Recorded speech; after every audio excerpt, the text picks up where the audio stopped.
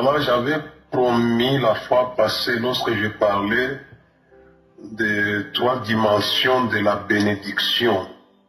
J'avais développé la première partie, la multiplication dans la bénédiction. Et j'avais promis de parler sur la deuxième dimension de la bénédiction, la possession. Et pour commencer cela, je préfère aujourd'hui commencer par 3 textes de l'Écriture. Nous avons besoin de l'Écriture puisque c'est une puissance. Elle dégage la puissance de celui qui l'a fait écrire. Et l'Écriture ne peut jamais être anéantie. Puisque Dieu veille sur l'Écriture pour l'exécuter.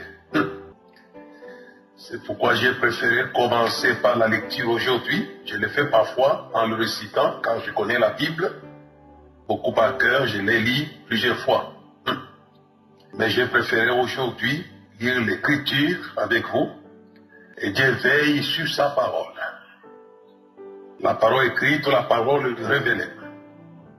Pour l'exécuter dans la puissance d'exécution de ce qu'il dit. Et c'est pourquoi nous devons nous attacher à l'Écriture. Dans le livre de Genèse, chapitre 22, c'est Dieu qui bénit avec serment Abraham. Après avoir été éprouvé, comme l'avons dit dans le message précédent, Dieu jure de bénir Abraham. Et c'est au chapitre 22, dans le verset 17, que nous voyons la bénédiction, l'étendue de la bénédiction, ou les aspects différents de la bénédiction avec serment que Dieu fait à Abraham. Commençons par le verset 15 à 17. L'ange de l'Éternel appela une seconde fois Abraham des cieux et dit: je les jure par moi-même, parole de l'Éternel. C'était la parole de l'Éternel. Parce que tu as fait cela, tous nos actes vis-à-vis de Dieu ont droit à une bénédiction qui est attelée aujourd'hui. Mais qu'on n'oublie pas de poser des actes vis-à-vis de nos pères spirituels. Comme Jacob avait posé l'acte vis-à-vis de son père biologique et spirituel Isaac. Et Isaac dit à Jacob: fais-moi aimer comme j'aime. Apprendre à faire les choses que les pères spirituels aiment, non pas les choses qui les contrarient. Si nous apprenons cette leçon, ça va nous attirer la bénédiction. C'est Isaac qui demande à son fils Jacob: fais-moi aimer comme j'aime. Qu'est son cœur? Et ça, c'est Isaac qui le demande. Et il dit à Jacob: afin que mon âme te bénisse. Il fallait qu'il puisse poser un acte qui allait toucher l'âme de son père, afin que son père puisse le bénir. Verset 15 au verset 17, Dieu demande aimer. L'aimer que Dieu aime. Il donne l'ordre à Abraham: donne-moi le fils que tu aimes tant. Et c'est l'aimer que Dieu aime, c'est l'obéissant. C'était l'aimer que Dieu aimait et qui allait conditionner la bénédiction d'Abraham. Et là, la Bible dit que Dieu trouve du plaisir dans l'observance de sa parole et dans l'obéissance à sa voix, que dans les téraphins et dans d'autres choses. Ça, c'est l'aimer de Dieu. Faire ce qu'il nous demande de faire. Dieu aime.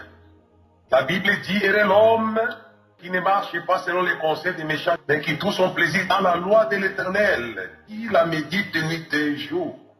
Dieu aime sa loi. Et nous trouvons du plaisir en la loi de l'Éternel. Il va nous arroser La Bible dit, il est comme un arbre planté près des courants d'eau. Tout ce qu'il fait lui réussit. Ici, nous voyons que Dieu est en train de demander à Abraham de lui faire aimer comme il aime. Il aime l'obéissance, à savoir. Tous les malheurs qui avaient précipité Adam et Ève dans la malédiction, c'est puisque l'homme avait cessé de préparer les mets que Dieu aime. L'obéissance à sa parole, l'obéissance à sa voix, qui conditionne sa bénédiction. Et Abraham est en train de préparer les mets que Dieu aime. C'est le même mets que Jésus avait préparé à la croix du Calvaire. Il s'est rendu obéissant jusqu'à la mort et la mort de la croix. C'est pourquoi Dieu l'a souverainement élevé. Les mets que Jésus avait préparés à son Père. Que l'Église apprenne à obéir à Dieu, à sa parole, et à ses commandements et à ses ordres. Si elle veut jouir de la bénédiction de l'Éternel, comme Abraham, il demande de l'offrir. Dieu n'était pas intéressé à bouffer la chair du jeune homme Isaac. Ce qui l'intéressait dans cet épisode, c'était l'obéissance à sa voix. Dieu n'est pas cannibale. D'abord, il ne mange pas la chair humaine, elle est spirituelle. Ce qu'il avait besoin dans ce texte, c'était l'obéissance à sa voix. L'obéissance vaut mieux que le sacrifice, avait dit Samuel à Saül. L'obéissance. Saül perd l'option de la grâce puisqu'il n'a pas appris cette leçon. Que Dieu trouve du plaisir dans l'obéissance à sa voix. Sacrifice. Mais Abraham a cette école et à cette cuisine, à ces restaurants qui à Dieu. Dieu ne voulait pas manger la chair du jeune homme. Ce qui l'intéressait dans tout cet épisode, dans cette épreuve, c'était l'obéissance d'Abraham. C'est le mais que nous devons mettre Dieu. Si nous voulons voir la bénédiction descendre comme de la rosée sur notre vie, d'apprendre à lui obéir. Et Abraham obéit à Dieu en lui livrant son fils unique. Et dans le verset 15, l'ange de l'Éternel appela une seconde fois Abraham des cieux et dit, je les jure par moi-même, parole de l'Éternel, parce que tu as fait cela.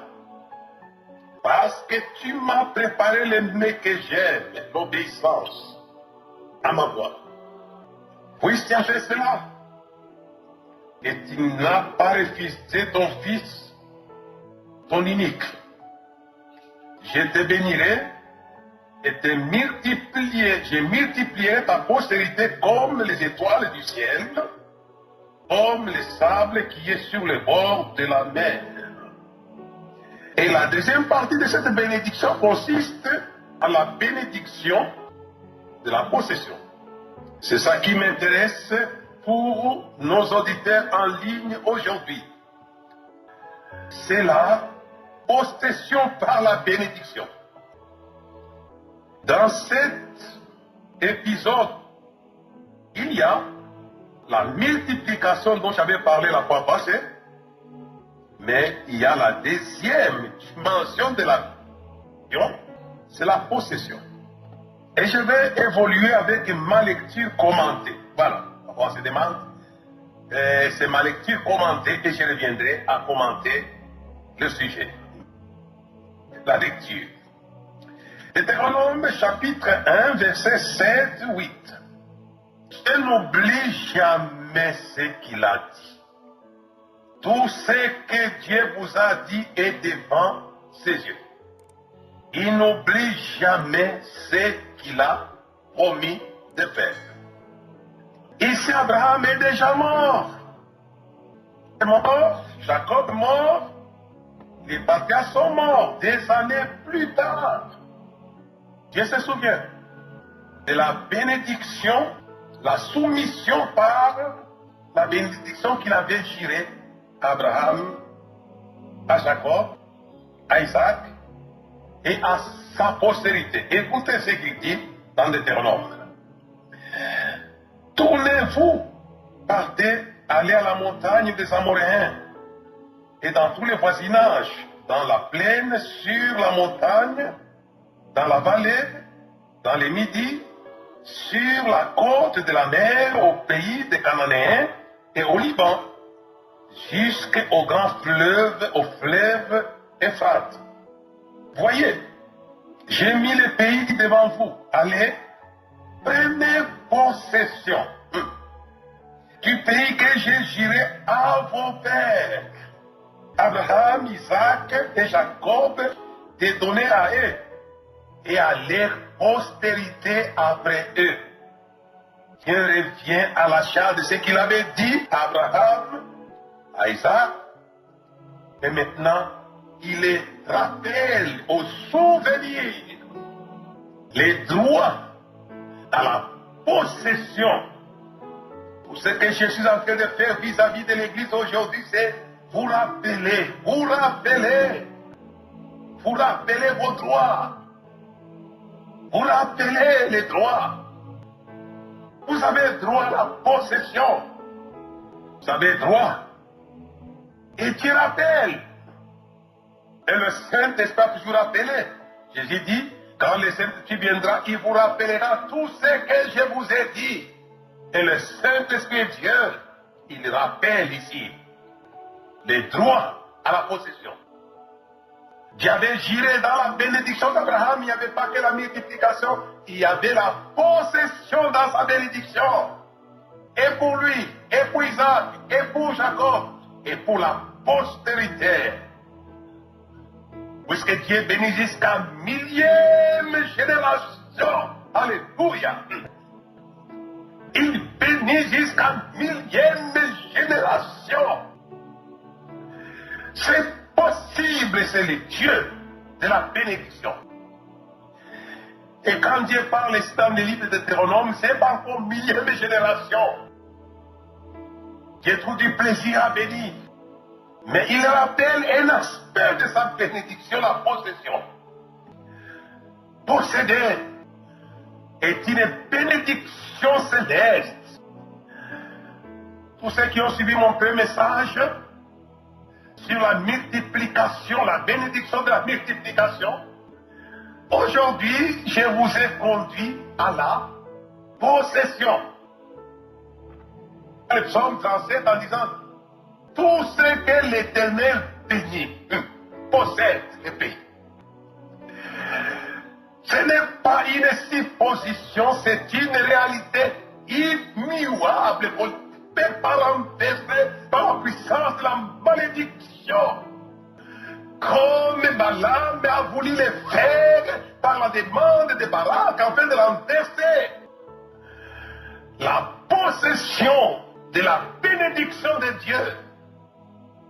Et Balaam dit à Barak, il a béni, je ne peux pas révoquer. Alléluia. Je ne peux pas révoquer. La bénédiction est irrévocable.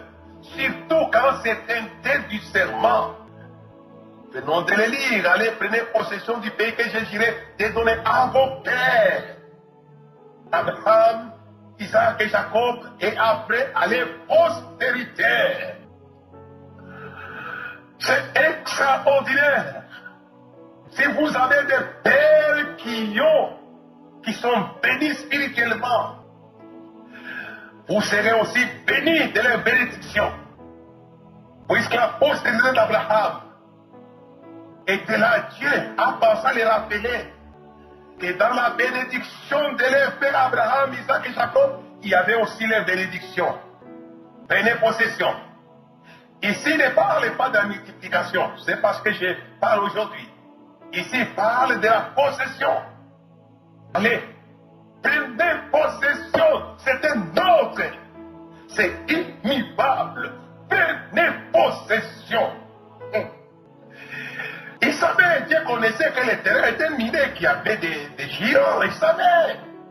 Il savait que les villes étaient fortifiées. Mais Dieu, quand il dit quelque chose, il a les moyens de ce qu'il dit. Prenez possession. Il leur donne l'ordre d'aller prendre possession. C'est pourquoi je dis que dans la bénédiction d'Abraham, il y avait la puissance de la multiplication. Il y avait aussi la puissance de la possession. Dieu met à la disposition de ceux qui sont bénis sa puissance de la possession. Vous allez posséder. Quoi qu'il en soit, quelle que soit l'opposition, vous allez posséder. Je vous le dis de la part de celui qui vit au siècle des siècles. C'est sa parole. Elle ne tombera pas à terre. Elle va l'exécuter. Ayez simplement l'esprit de l'apôtre Pierre. Et sur ta parole, je jetterai le filet. Si hier tu n'as pas possédé, aujourd'hui j'ai voulu vous le rappeler de la part du Seigneur. Allez, prenez possession du pays que je jurai à vos pères, Abraham, Isaac et Jacob. Et si vous écoutez cette parole du Seigneur, vous allez posséder, je vous l'ai dit de sa part. Allez, prenez possession du pays que je jurai. Et Pierre, qu'est-ce qu'il a dit? Sur ta parole, je jeterai, et ça fonctionnait. Oh, alléluia. Si nous agissons sur la parole de Dieu, ça va fonctionner. Et ils ont attrapé des gros poissons car c'était sur la parole de Dieu. Elle est immuable. Ce qui est important, c'est de vous arrêter un peu, voir quel est l'aspect de la parole de Dieu ici, dans cette bénédiction ici. Aujourd'hui, c'est la possession. Ta postérité possédera la porte des ennemis. J'aimerais que vous puissiez posséder ce que les ennemis contrôlent. Et vous allez posséder cela. Et je vais terminer ma lecture. Comme je vous l'ai dit, c'est une lecture commandée par un prédicateur de l'évangile. Quand j'ai été appelé à prêcher la bonne nouvelle du royaume, je lui ai dit, le Seigneur, si vraiment pour annoncer des bonnes nouvelles. La bénédiction est une bonne nouvelle pour la terre. Les anges trouvent du plaisir à annoncer des bonnes nouvelles, comme Gabriel dit, je vous annonce des bonnes nouvelles, il vous est né un sauveur dans la vie de David. Si vous êtes accompagné des anges supérieurs de Dieu, vous allez annoncer des bonnes nouvelles. C'est pourquoi j'annonce la bonne nouvelle. La possession est une bonne nouvelle. C'est de l'évangile sans éternel. Et vous savez vous-même qu'est-ce que c'est que posséder les choses de la terre? C'est par la bénédiction que les chrétiens vont posséder les choses célestes. La Bible dit que Jésus va s'asseoir sur son trône de gloire avec tous les anges de sa gloire. Toutes les nations seront rassemblées devant lui, il mettra ses brebis à la droite et les boucs à la gauche. Il dira à ceux qui seront à sa droite, venez vous qui êtes bénis de Dieu. Alléluia. Prenez possession du royaume qui vous a été préparé avant la fondation du monde. Et ça, c'est l'éternité. Et ça, c'est le ciel. Qu'est-ce que c'est que la terre? Qu'est-ce que c'est que la possession de la terre? Qu'est-ce que c'est? Dans Matthieu 25, verset 31.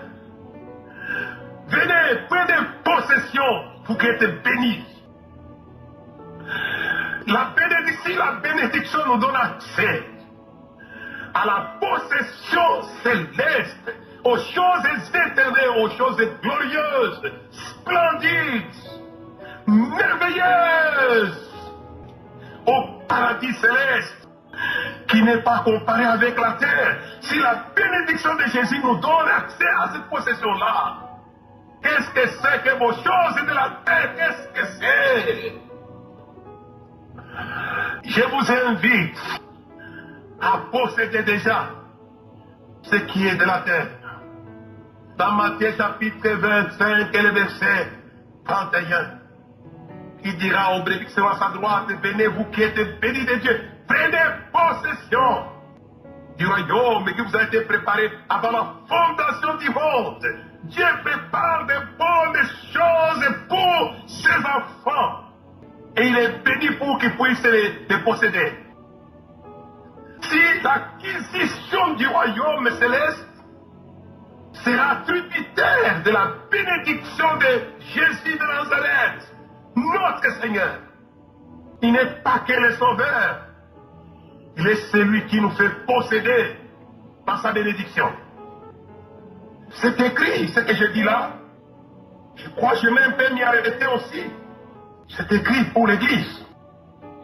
C'est ce qui est éternel. Vous allez les posséder par la bénédiction. C'est extraordinaire. C'est pourquoi je dis la deuxième dimension de la bénédiction est aussi importante que la multiplication. Posséder par la bénédiction. Je le disais un jour à un groupe, béni pour posséder. Quand Dieu nous bénit, il nous conduit à la multiplication, mais quand Dieu nous bénit aussi, il nous conduit à la puissance de la possession. J'aimerais que vous puissiez posséder. Dans Matthieu chapitre 25, verset 31, je vais lire pour vous cela jusqu'au verset 34. Lorsque le Fils de l'homme viendra dans sa gloire avec tous les anges, il s'assiera sur le trône de sa gloire. Alléluia. Le trône de la gloire de Jésus béni. Il va s'asseoir sur son trône de gloire avec tous les anges de sa gloire. Les anges vont assister à votre bénédiction de la possession et vont acclamer. Et ils vont acclamer. Et vous séparez, toutes les nations seront assemblées devant lui. Il séparera les uns avec les autres comme les bergers séparent les brebis avec les boucs. Toutes les nations ont droit à la bénédiction de la possession. Toutes les nations, qu'elles soient congolaises, qu'elles soient françaises, qu'elles soient sud-africaines, qu'elles soient suisses, qu'elles soient japonaises, toutes les nations ont droit à la bénédiction de la possession, quel que soit le lieu où l'Église a établi sa demeure, quelle que soit la nation. Déjà, qui avait dit à Abraham, toutes les nations seront bénies en toi. C'est le droit de toutes les nations de la terre. Quand je parle, quand vous me suivrez dans votre nation, croyez que vous avez droit à la bénédiction de la possession. Alléluia. Oh, alléluia. Oh, alléluia. Il ne fait exception d'aucune nation. Il avait dit, et je vais m'étendre en disant même les familles de la terre. Ce que Dieu avait dit à Abraham, toutes les familles de la terre seront bénies en toi. Et dans la bénédiction d'Abraham, il y a les droits à la bénédiction de la possession. J'aimerais que votre famille puisse posséder. Oh, alléluia.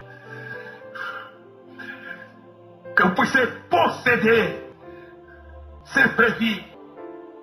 Dieu ne vous a pas oublié. Il vous a prévu. Ne dites pas que ma famille est maudite. Non, ne dites pas ça. S'il a été maudite, mais la croix de Jésus a roulé cette malédiction. Afin que la bénédiction d'Abraham puisse s'accomplisse parmi les nations de la terre. Et cette bénédiction consiste à la multiplication. Mais aujourd'hui, à la deuxième dimension de la bénédiction, la possession. Laisse-moi continuer ce texte ici. Et verset 33, il mettra les brebis à sa droite et les boucs à sa gauche. Alors le roi dira, celui qui est assis sur le trône de gloire, c'est le roi, le King of Kings. Alors le roi dira à ceux qui seront à sa droite, venez vous qui êtes bénis de mon Père, our Father, our Father, our Father, our Father, Abba Père. Jésus savait son Père, il connaissait son Père, il parlait de son Père, il aimait son Père, il suivait son Père, il servait son Père. Il venait pour que tu bénisses de mon Père. Les mêmes qui avaient béni Abraham, Isaac, Jacob, qui a béni Israël, les mêmes. Cette fois-ci, ce n'est plus Israël seulement, mais ce sont les nations qui sont rassemblées ici. Le Père a étendu la bénédiction qui était limitée sur Abraham, Isaac, Jacob et Israël, à toutes les nations. Le roi dira à ceux qui seront à sa droite, venez, vous qui êtes bénis de mon Père. My Father,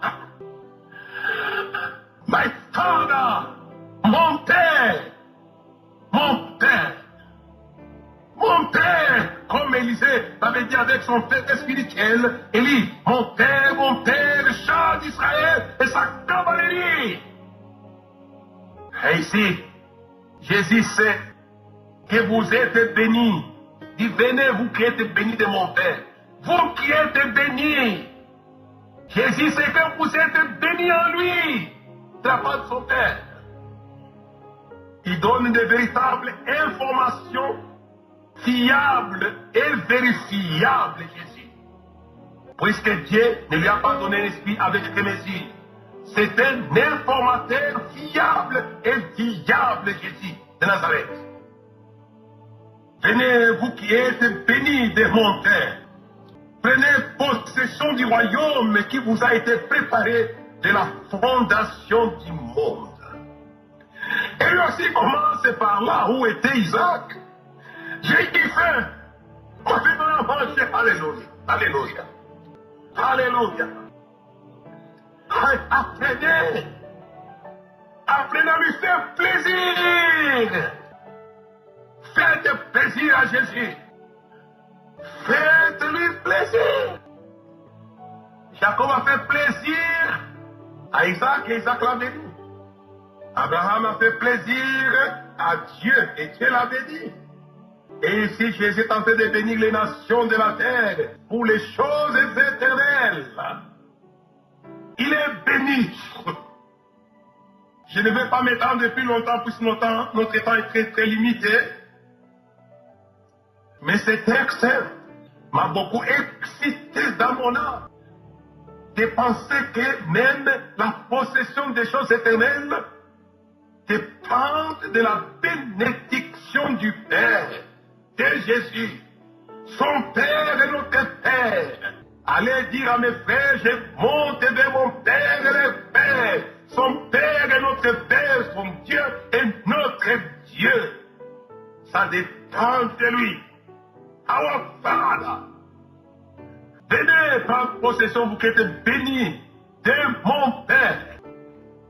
Si le Père Isaac avait béni son fils, Jacob, Dieu le Père sait bénir ces multitudes d'enfants à travers les nations du monde où vous êtes, afin que vous puissiez posséder, puisque la bénédiction vous amène à la possession. Tout ce que l'Éternel béni possède, tous, sans exception. Ça peut être une collectivité comme des nations et familles, mais ça peut être aussi un individu, comme Jacob. Dieu est une source de la bénédiction de la possession. Je vais clôturer sans terminer à développer cette pensée pour j'en ferai un livre. Mais j'aimerais un peu clôturer pour aujourd'hui. En lisant Deutéronome chapitre 9, verset 1 jusqu'au verset 3. Écoute Israël, tu vas aujourd'hui passer les journées pour te rendre maître des nations plus grandes et plus puissantes que toi, des villes grandes d'un peuple grand et de haute taille, les enfants d'Anak que tu connais. Et donc tu as entendu dire, qui pourra tenir contre les enfants d'Anak? Sache aujourd'hui que l'Éternel, ton Dieu, marchera lui-même devant toi comme un feu dévorant. C'est lui qui les humiliera, qui les détruira devant toi, et qui les chassera, et qui les fera périr promptement comme l'Éternel te l'a dit. La possession des grandes choses dans la bénédiction. Alléluia. Il y avait le feu de la possession. Recevez-vous tous qui m'avez suivi, le feu de la possession. Sache que l'Éternel, ton Dieu, marchera lui-même comme un feu dévorant pour te rendre maître des grandes nations, des grandes villes, des grands peuples. Il marchait devant toi comme un feu dévorant. Sinaï, alléluia, était le feu de la possession. Alléluia. Et quand Jésus étant semé sur la montagne des oliviers pour bénir les 11, il leur avait envoyé le feu de la possession, la Pentecôte. Oh, alléluia. Ce que son père a fait, il a fait pareillement. Le Fils ne fait rien de lui-même, sinon ce qu'il voit au Père faire. Il avait envoyé le feu sur les femmes et sur les hommes. Ce n'est pas que pour parler en langue égrenée quelques paroles, non. C'était le feu de la possession. Dans la chambre, il y avait 121 hommes et femmes. Il y avait le feu de la possession. Ils ont possédé Jérusalem. Ils ont possédé les champs. Ils ont possédé les maisons. Ils ont possédé. Puisque dans la bénédiction des monts des oliviers de Jésus-Christ, il y avait le feu de la possession. Alléluia. Comme dans la bénédiction d'Abraham, de Jacob et de la postérité, il y avait Sinaï que nous appelons le feu de la possession. Ils ont possédé les 7 nations de Canaan. Vous pouvez posséder vos nations respectives, vos villes respectives, vos maisons de vos villes. Possédez-les par le feu de la possession. Alléluia. Possédez-les. Je vous souhaite une bonne possession au nom du feu de la possession. Amen.